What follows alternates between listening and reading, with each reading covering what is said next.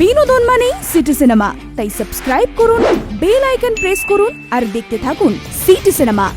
এখানে সিনেমা নয়, এন্টারটেনমেন্ট হয়। কথায় আছে আমরা কিন্তু অতীত থেকে অনেক কিছুই শিখতে পারি, কারণ আমরা যে ভুলটা করে আসি বা আমাদের ঠিকটাও সবটাই পড়ে থাকে অতীতে, আর সেটা নিয়েই ভবিষ্যতের পথে এগিয়ে যাওয়া।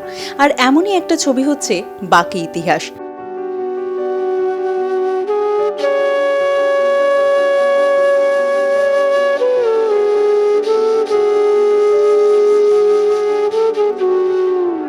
ইতিহাস থাকলেও তার মধ্যে কিন্তু বর্তমান প্রজন্ম খুঁজে পাবে বর্তমান সময়কে, আর এমনই ছবি নিয়ে এসেছেন ডিরেক্টর তুষার বল্লভ। আর আজ আমাদের সাথে আলোচনায় রয়েছেন এই ছবি নিয়েই ডিরেক্টর তুষার বল্লভ এবং অভিনেত্রী Sangeeta Ballabh. Welcome to city cinema দুজনকেই। আমরা যে ছবিটা নিয়ে আজকে কথা বলছি তার নাম বাকি ইতিহাস। তো প্রথমেই আমি আপনার কাছে আসবো যে বাকি ইতিহাস এই নামটা বেছে নেওয়া কেন? অ্যাকচুয়ালি এখানে একটা ইতিহাসের ইঙ্গিত রয়েছে, যে ইতিহাসটা সমাপ্ত নয় আর কি, একটা অসমাপ্ত ইতিহাসের কথা বলা হয়েছে, যে কারণেই এই ছবিটার নাম বাকি ইতিহাস। আমাদের ভাবনার উপর তো আমাদের কোনো হাত নেই, তাই সব মেঘের মতন ভেসে ভেসে আসে। আচ্ছা, এবার যে বাকি ইতিহাস এই নামটা কিন্তু আমরা পেয়েছি বাদল সরকারের লেখা একটা, আমরা জানি বাকি ইতিহাস, তো তার সাথে কি এটার কোনোভাবে সিমিলারিটি আমরা পেতে চলেছি, এরকম কিছু ব্যাপার রয়েছে? না, এই ছবিটা একেবারেই বাদল সরকারের নাটকটির সাথে কোনো রকম সিমিলারিটি নেই, শুধুমাত্র নামটা ছাড়া। আচ্ছা, বাকি ইতিহাস আমরা যেটা বললাম যে এই যে নামটা এবং তার মধ্যে ইতিহাসও জড়িয়ে রয়েছে, তাহলে যদি বলা যেতে পারে যে ইতিহাস কি উঠে আসছে এর মধ্যে দিয়ে? হ্যাঁ, একটা তো ইতিহাস এখানে রয়েছে, কিন্তু যে ইতিহাসটা অ্যাকচুয়ালি আমরা দেখেও দেখতে পাই না, যে ইতিহাসটাকে আমরা ওভারলুক করে চলে যাই, এইরকম একটা ইতিহাসের সন্ধান এই ছবির মধ্যে রয়েছে। আচ্ছা, আমি এবার তোমার কাছে আসবো যে বাকি ইতিহাসে তোমাকে আমরা যে চরিত্রটা দেখতে পেয়েছি সেই চরিত্রটা নিয়ে যদি একটু তুমি বিস্তারিতভাবে বলতে পারো। হ্যাঁ, এই গল্পে আমার চরিত্রের নাম ছিল গৌরী। আগেই বলি, এই গল্পটা না কিছু প্রান্তিক মানুষদের নিয়ে। তো স্বাভাবিকভাবেই গৌরী দেও একটি প্রান্তিক মেয়ে, যে একেবারেই আমার মতো না। তো এই ক্যারেক্টারটা করার জন্য আমাকে দীর্ঘদিন ওয়ার্কশপ করতে হয়েছে। আমি বিভিন্ন গ্রামে গিয়ে থেকেছি, ফলো করেছি ওই এজ গ্রুপের মেয়েদের, তাদের ম্যানারিজম, কথা বলা, হাঁটা চলা। তো তারপর তো আস্তে আস্তে ক্যারেক্টারে ঢুকে গেছি, কখন আমি নিজেও জানি না। তো ওই প্রান্তিক মেয়ে গৌরী, তার জীবনের বাবা নেই, মা নেই, একটা অসহায় অন্ধ ঠাকুমার সাথেই তার সংসার। হ্যাঁ, তো তার জীবনের চাওয়া পাওয়া, না পাওয়া, সুখ দুঃখ সবটা নিয়েই গল্প। দাদা, আপনার কাছে আসবো এই একই প্রশ্ন নিয়ে, যে যেহেতু আমরা পোস্টারে দেখতে পাচ্ছি যে এখানে 4 জন ক্যারেক্টার রয়েছে বাকি ইতিহাসে, তো বাকি 3 জন ক্যারেক্টার নিয়ে যদি আপনি একটু বলেন। হ্যাঁ, এখানে এই চরিত্রটার একটা কি বলবো, একটা চতুর্ভুজের মতো রয়েছে 4টি ক্যারেক্টার। বাবলু, জনা, এরা দুজন বয়ঃসন্ধির 2 তরুণ, আর রয়েছে বাবলুর বাবা, আর গৌরী হচ্ছে বাবলু জনার পাড়াতুতো দিদি। তো এই গৌরীর সাথে এদের একটা অদ্ভুত সম্পর্ক, তার একটা ইকুয়েশন রয়েছে এই ছবিটিতে, যেটা একটা খুব অপ্রচলিত একটা সম্পর্ক, ঠিক আছে? হ্যাঁ, খুব ডিফাইন করা যাবে এরকম কোনো সম্পর্ক নয়। তো এই সম্পর্কের বিস্তারটাই আমরা দেখতে পাবো এই গল্পতে। আর এছাড়া রয়েছে সমসাময়িক রাজনীতি, এবং সেই রাজনীতির প্রভাবে এই 4টে মানুষের জীবন, তাদের জীবন সংগ্রাম কিভাবে রঙিন হয়ে ওঠে বা বর্ণহীন হয়ে ওঠে, সেটাই এই ছবি বলবে।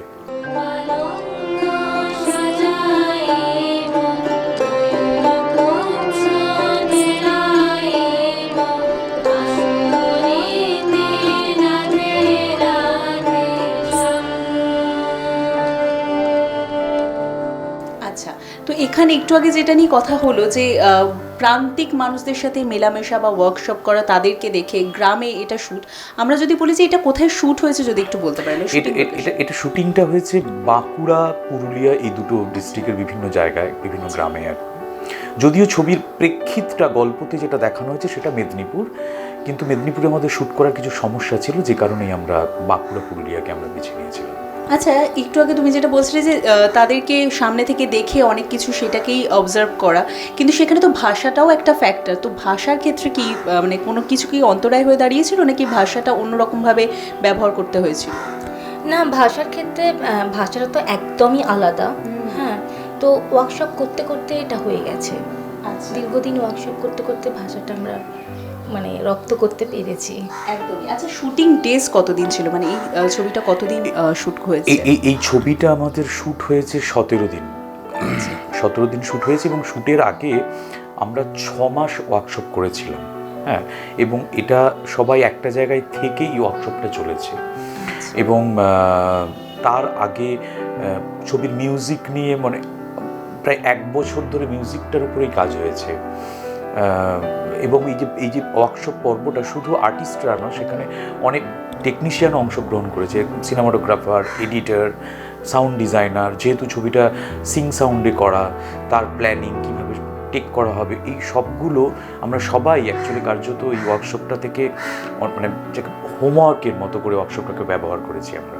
আচ্ছা, তো এইখানে আর একটু আগে আমাদের কথা হচ্ছিল যে মিউজিক নিয়ে, যেহেতু প্রত্যেকটা ছবিতেই একটা মূলাধার বলা যেতে পারে মিউজিক হয়, তো সেক্ষেত্রে এখানেও মিউজিক একটা কিন্তু মেন পার্ট রয়েছে তারও। তো মিউজিক নিয়ে যদি একটু বলেন, কারণ একটু আগে আমরা কথা বলছিলাম তখন জানতে পারলাম যে একটা গান আপনাকে রিসার্চ করে এখানে ফাইনালি লিখতে হয়েছিল, তো যদি একটু বলেন সেটা নিয়ে। আমাদের ছবিতে একটা গান আছে যেটা বেসিক্যালি চর্যাপদের রেফারেন্সে গানটা আসবে। তো আমরা চাইছিলাম যে চর্যাপদের কাছাকাছি একটা ভাষা, ব্রজবুলি বা মৈথিলি, ওই রকম একটা ভাষাতে যাতে গানটা হয়। তো আমরা এখানে চেষ্টা করছিলাম কাউকে দিয়ে গানটা লেখানোর, মানে আমার নিজের একেবারেই গান লেখার ইচ্ছে ছিল না, কিন্তু দুর্ভাগ্যবশত আমরা একজনের সন্ধান পেয়েছিলাম, কিন্তু যখন তার কাছে গিয়ে পৌঁছলাম তো তিনি তখন মারা গেছেন। তো ফলে কি করা যাবে, আমাদের সময়ও কম ছিল, তখন বাধ্য হয়ে আমার মিউজিক ডিরেক্টর বললো এটা আপনাকেই চেষ্টা করতে হবে। তো তখন ওই ভাষাটা আমাদেরকে রীতিমতো শিখতে হয়েছে বেশ কয়েক মাস পড়াশুনো করে, তারপর ওই গানটা তৈরি হয়েছে। ব্রজবুলি ভাষার একটা গান, শোনা শোনা, যেটা আপনারা শুনেছেন নিশ্চয়ই। सुना सुना अंगना हमार, मथुरा से फिरी আচ্ছা দাদা, এতদিন ধরে ওয়ার্কশপ এবং এতটা সময় ধরে ওয়ার্কশপ এবং একসাথে থাকা, তো কোথাও একটা তো ফ্যামিলি হয়ে যায়। তো সেক্ষেত্রে দাঁড়িয়ে ফ্যামিলি যখন হয়ে গেছে তখন তো আমরা বিহাইন্ড দ্য সিন নিয়ে কথা বলতেই পারি। যদি একটু বলেন, যেহেতু এরকম জায়গায় গিয়ে শ্যুট করা এবং একটা ফ্যামিলির সাথে এতটা সময় কাটানো, যদি কিছু মুহূর্ত শেয়ার করা যায়। হ্যাঁ, মানে ঘটনা তো অনেকই রয়েছে অ্যাকচুয়ালি। 6 মাস একসাথে থাকা এবং শ্যুট করতে গিয়ে আউটডোরে একসাথে এতগুলো লোক থাকা, আর কি অনেক ঘটনা রয়েছে। তার মধ্যে সবথেকে ইন্টারেস্টিং ঘটনা ছিল সেটা হচ্ছে আমাদের এটা যেহেতু সিং সাউন্ডে টেক করা ছিল, তো সাউন্ডটা একটা ইস্যু ছিল আর কি পুরোটা মিলে আর কি। তো মানে আমরা বলতাম যে কার্যত এই গ্রামের সমস্ত মানুষদের আর কি, মানে তাদের রান্না করা বন্ধ করে দিয়েছিল আমাদের সাউন্ড রেকর্ডিস্ট আর কি। মানে কেউ কোথাও মানে বাসন মাজতে গেলে গিয়ে এই সাইলেন্স, চুপ করিয়ে দেওয়া। হ্যাঁ, মানে কেউ মাঠে কাজ করছে সেখানে, মানে কেউ চাষি হয়তো মাটি কাটছে, তার মাটি কাটা বন্ধ করে দেওয়া হতো আর কি। মানে এতটা ওপেন, এতটা আওয়াজ আসছে, এতটা ওপেন, এত আওয়াজ আসতো, মানে 4 কিলোমিটার দূরে একটা মাইক বাজছে, সেটা গিয়ে বন্ধ করতে হতো, তারপর আমাদের শট নেওয়া হতো। ইভেন স্কুলে বলে দেওয়া হতো, হয়েছিল যে ওদের এটা আমাদের একটা শর্ট টেক হয়েছে, পাশে একটা স্কুল ছিল, যে এই সময় আপনারা প্লিজ একটু ঘন্টা বাজাবেন না, ঠিক আছে, শটটা হয়ে যাক খুব করে।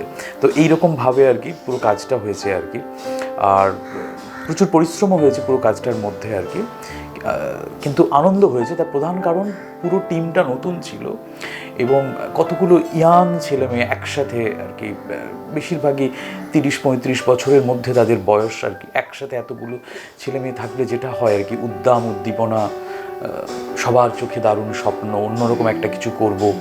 তো এইটা কাজটাতে কোথাও পাওয়া যাবে আমার বিশ্বাস। আচ্ছা, আমরা এক্ষুনি যেটা নিয়ে কথা বলছিলাম যে ছবি, এবং আমরা শুনেছি ছবির সাথে কোনোভাবে প্রাণীও জড়িয়ে পড়েছে, এবং সেটা হচ্ছে গরু নাকি কোনোভাবে বিহাইন্ড দ্য সিনের সাথে জড়িত রয়েছে, এটা কি সত্যি?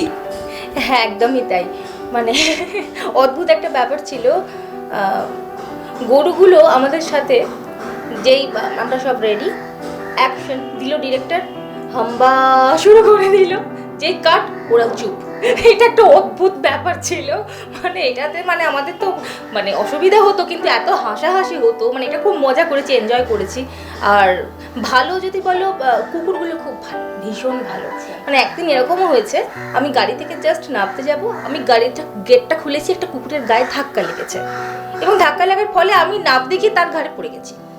সে স্ট্রেট দাঁড়িয়ে আছে, আমি পড়ে গেলাম। পড়ে যাওয়ার পর আমি ভাবলাম বোধহয় আমি নেই, আমায় কামড়ে ছিঁড়ে দেবে। এরপর কিছু বললো না, আমি টুকটুক করে উঠে চলে গেলাম। আমি বিকেলে অনেক বিস্কিট কিনে তাকে খাইয়েছি, এত খুশি হয়ে গেছি। আচ্ছা, যেটা শুনলাম যে ডিরেক্টরের কাটের সাথে কাট হচ্ছিল এবং ডিরেক্টরের অ্যাকশনের সাথে অ্যাকশন হচ্ছিল, মানে গরু কি কোনোভাবে মানে ইনভলভ হয়ে গিয়েছিল সেই মুহূর্তটার হ্যাঁ সাথে? না, এটা হয়, মানে আমাদের বললাম ওই মানে কি হয়েছে, যেহেতু আমাদের সিং সাউন্ডটা একটা ইস্যু ছিল, তো সেখানে ওই রকম যখনই মানে আমাদের এতে ছিল, মানে আমাদের ওই রকমই একটা ব্যাকগ্রাউন্ড ছিল, যেখানে একেবারে খুব প্রান্তিক মানুষ, এখানে তাদের চাষের জমি, গরু, লাঙল, গোয়ালঘর, এইসব জায়গাতেই মূলত শ্যুট হয়েছে। তো সেখানে ওই পাশেই গোয়াল ঘরে শুটিং হচ্ছে, তো সেখানে পাশে গরুও রয়েছে। তো যখনই শটটা শুরু হতো, ঠিক যখনই শুরু হচ্ছে সেই সময় ওরা ডাকতো, আবার যখন শর্ট কাট হয়ে গেল তখন ওরা চুপচাপ, এটা হতো আর কি। এছাড়া এই ছবিতে দুটো সাপ ব্যবহার হয়েছে আর কি, ঠিক আছে। তো সেটা আমাদের মানে আমরা কি বলবো লাকি আর কি, যে আমরা সেটা আমাদের ঠিক যেমন একটা সিকোয়েন্স ছিল, ঠিক আমরা ওখানে শ্যুট করতে গিয়ে ঠিক ন্যাচারাল সেরকম একটা সিকোয়েন্স পেয়েও যায় আর কি, এবং সেটা খুব দারুণ করে আর কি। একজোড়া টিকটিকি ছিল, টিকটিকি দুটো পেয়ে যায়, আমাদের যেমন ঠিক দরকার ছিল ঠিক তেমনই পেয়ে গেছি টিকটিকি দুটো। মানে এরকম অনেকগুলো জিনিস আমাদের খুব কাজে দিয়েছে। এরকম মানে ওখানে যে ছাগল, কুকুর, গরু, আমরা কি করতাম, মাঝে মাঝে ওদেরকে আদর করতাম। আমরা যখন খাচ্ছি ওদের খেতে দিতাম, যখন চলে আসি না, ওদের জন্য এত মন খারাপ হয়েছে। মানুষগুলো তো ভীষণই ভালো, হ্যাঁ ওদের জন্য তো খুবই খারাপ লেগেছে, কিন্তু ওদের জন্য ভীষণ মন খারাপ হয়েছে। মানে ওরা একদম আমাদের সাথে মিশে গিয়েছিল। এবং অতটা সময় ধরে তো সত্যি সবাই যেন পরিবারেরই একটা অঙ্গ হয়ে ওঠা। ঠিক তাই, এবং আমরা শেষ করব তার আগে একটাই কথা বলার, যেহেতু ছবিটি অলরেডি মুক্তি পেয়েছে এবং মুক্তি পাওয়ার আগে থেকে এতটা প্রশংসা কুড়িয়েছে, তার সাথে পুরস্কারও পেয়েছে, তো ছবিটি দর্শকদেরকে কতটা দর্শক কতটা রিলেট করতে পারবে ছবিটার সাথে, যদি সেটা একটু আপনি বলতে পারেন। দর্শক ছবিটা আমার ধারণা হচ্ছে সচেতন দর্শক খুব সহজেই ছবিটাকে রিলেট করতে পারবেন। মানে অ্যাকচুয়ালি ছবিটিতে মানে অনেকগুলো লেয়ার রয়েছে। ছবিটি যে যেমনভাবে চাইবেন সে তার মতো করে ইন্টারপ্রেট করতে পারবেন। খুব সাধারণ যিনি, আমার বিশ্বাস যিনি শুধু নিছক এটা থেকে একটা গল্প দেখতে চাইবেন, একটা এন্টারটেনমেন্ট খুঁজতে চেষ্টা করবেন, সে তার মতো করে সেটিও পাবেন। আবার কেউ তার বেশি কিছু যদি খুঁজতে চেষ্টা করেন, কোনো তাত্ত্বিক কোনো বিষয়, কোনো সিনেম্যাটিক ল্যাঙ্গুয়েজ নিয়ে কোনো রকম চর্চার কোনো রকম আভাস সেগুলো পেতে চান, হ্যাঁ, তো সেগুলো তার মতো করে সে পেতে পারবেন। ছবিটা আমরা মানে অনেক দিন ধরে অনেকগুলো মানুষের, শুধু আমার একার নয়, নিরলস পরিশ্রমের ফল। তো সেটা হলে মুক্তি পেয়েছে। তো আমরা চাই যে দর্শকরা আসুন, তারা ছবিটা দেখুন এবং তাদের মতো করে তাদের মত ব্যক্ত করুন, যেটাই তাদের মনে হোক, তারা খারাপ ভালো সবটাই বলবেন। বলার তো এখন অনেক মাধ্যম হয়ে গেছে, তো সেখানে বলুন। দর্শকদের মুখরিত হওয়াটা খুব জরুরি আমার মনে হয়, না হলে এই ধরনের কাজ করার ক্ষেত্রে আর কি আর নতুন করে নতুন মানুষরা তারা উৎসাহিত হবে না। সেই জন্য দরকার এটা খুব। একদমই তোমার কাছেও সেই একই কথা নিয়ে আসবো, কারণ অলরেডি দর্শকরা কিন্তু হলমুখী হয়েছে এবং দর্শকরা হলে গিয়ে ছবিটি দেখেছে, যেটা আমরা প্রিমিয়ারে গিয়েও দেখলাম।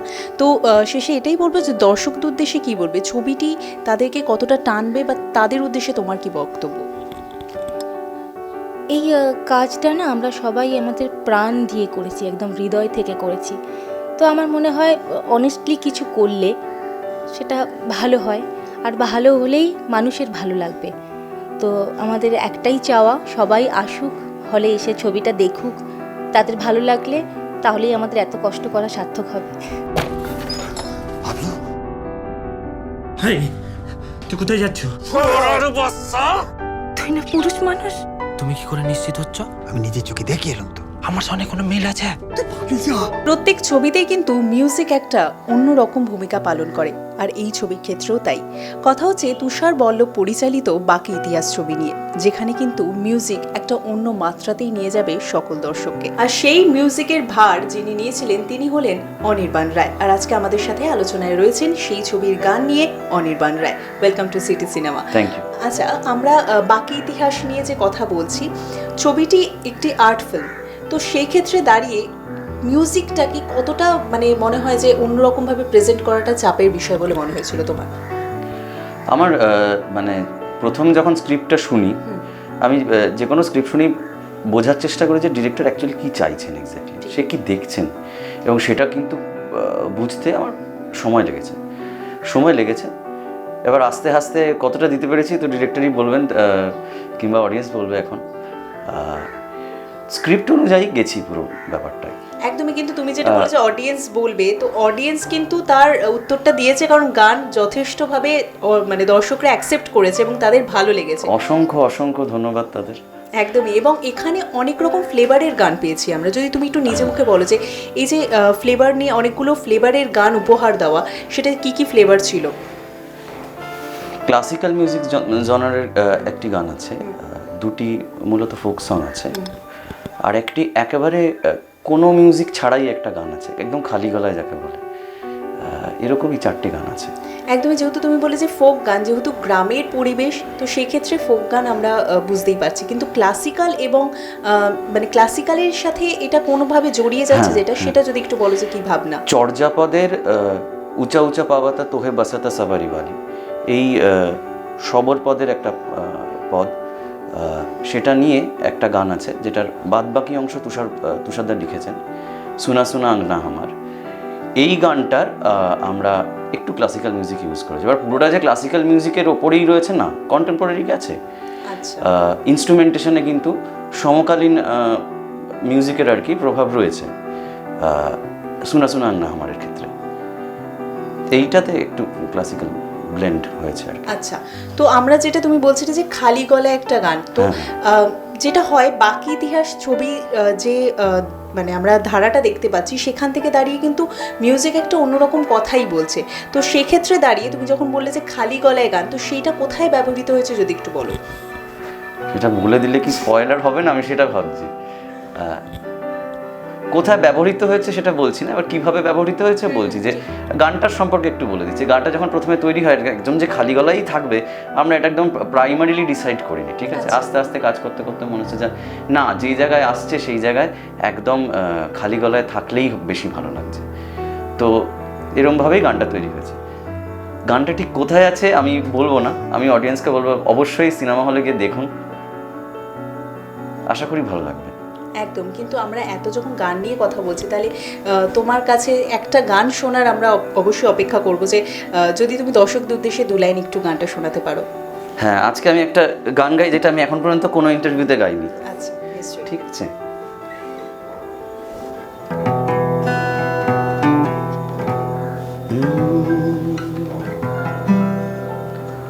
কমলিনী কৃষ্ণ প্রেমে ভুলিয়াছো আমি, তবে নব ঘন শ্যাম কিবা অন্তর্যামী কমলিনী কৃষ্ণ প্রেমে ভুলিয়াছো আমি। ধন্যবাদ। একদম অসাধারণ একটা অন্য মুহূর্ত সৃষ্টি হয়েছিল। তো আরও একটা বিষয় যেটা বলার, সেটা হচ্ছে যেহেতু গ্রাম এবং গ্রাম্য পরিবেশ, তো ফোক সং তো মাস্ট, সেটা জানা ছিল, কিন্তু সেখানে 2খানা ফোক সং ক্রিয়েট করা, তো সেটা কোন ভাবনা থেকে আসে এবং সেখানে কোন মানে আমরা গানটাকে পাচ্ছি যদি একটু বলা যায়। এই যে 2খানা ফোক সং, এটা আমার আগে লেখা ছিল। আচ্ছা। ঠিক আছে। এবার এটা দাদাকে আমি অনেক দিন শুনিয়েছি, তো শোনাতে শোনাতে দাদার পছন্দ হয়েছে, তারপর একসময় মনে হয়েছে না এই দুটো রাখা যেতে পারে। এবার ছবির কাজ করতে গিয়ে আমরা অনেক গান লিখেছি, অনেক গান ফেলে দিয়েছি, তার মধ্যে এই গান দুটো আলটিমেটলি থেকে গেছে। গান দুটো যদি একটু নাম এবং এই একটাই কমলিনী গাইলাম, এটা সিং সাউন্ডে আছে, আর আরেকটা আছে ঝুলনে ঝুলিল রাধা শ্যাম, যেটা কোরাসে আছে। আচ্ছা আচ্ছা, একদমই। এবং সত্যি কথা বলতে গেলে ছবি অলরেডি মুক্তি পেয়ে গিয়েছে এবং দর্শকরা কিন্তু ছবিটিকে ভালোভাবে এখন অবধি অ্যাকসেপ্ট করা শুরু করছে এবং তাদেরকে ভালো লাগছে, এবং আরও ভালো লাগবে যখন ছবিটি আরও মানুষের কাছে পৌঁছে যাবে এবং গানের মাধ্যমে হয়তো আরও অনেক ভাষাও খুলে যাবে তাদের কাছে। তো সেইভাবে আমি বলতে চাইবো যে শেষ মুহূর্তে দাঁড়িয়ে একটা গান দিয়ে আমরা শেষ করবো এই মুহূর্তের আড্ডাটা, এবং দর্শকদের উদ্দেশ্যে যদি সেই গানটা তুমি একটু গাও। ঠিক আছে, যে গানটার সম্পর্কে কথা হ্যাঁ, হলো হ্যাঁ, চোখে একদম। ঘুমটাই গিয়ে দিচ্ছি।